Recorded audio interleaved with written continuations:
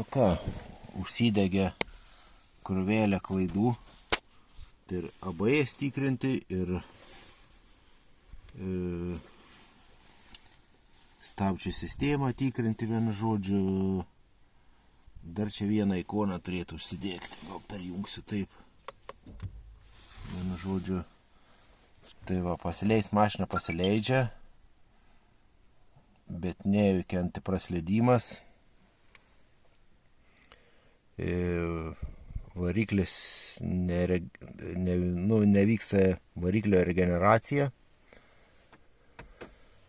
O praskanavus vienu žodžiu rodo, kad ABS daviklis, nu ir dar ten pora yra klaidėlių, bet kiek manau čia bus susijęs su to pačiu ABS. Tai vat parodysiu, kas iš kame reikalas.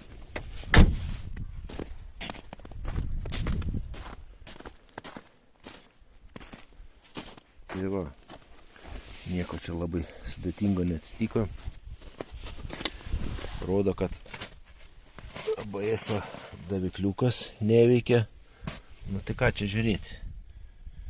Iš čia nėra ką žiūrėti. Pradžiai reikia ieškoti laidų, kur negerai. Tai va, radau tokius pažalėjusią fiškę ir jin buvo tokia pardyta. Gal todėl nebuvo sandarumai ir todėl ir sužaliavo ir nebebuvo kontakto. Nu tai ką, aš nusiėmiau nuo donoro ABS fiškę. Tiesiog čia sulitavau, aišku, dar užizoliuosiu viską gerai sandariai. Prijungsiu dačiką ABS ir man atrodo, tuo viskas ir pasibaigs ir turėtų mašinytė toliau važiuoti.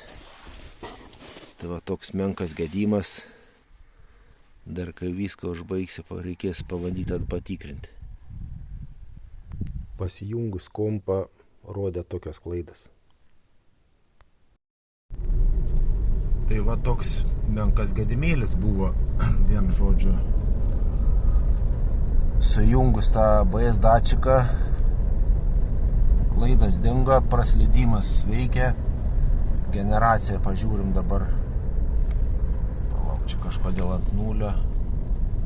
Generacija veikia, gaminama matos. Tai tiek čia ir tų reikalų buvo, vienu žodžiu. Tai tiek.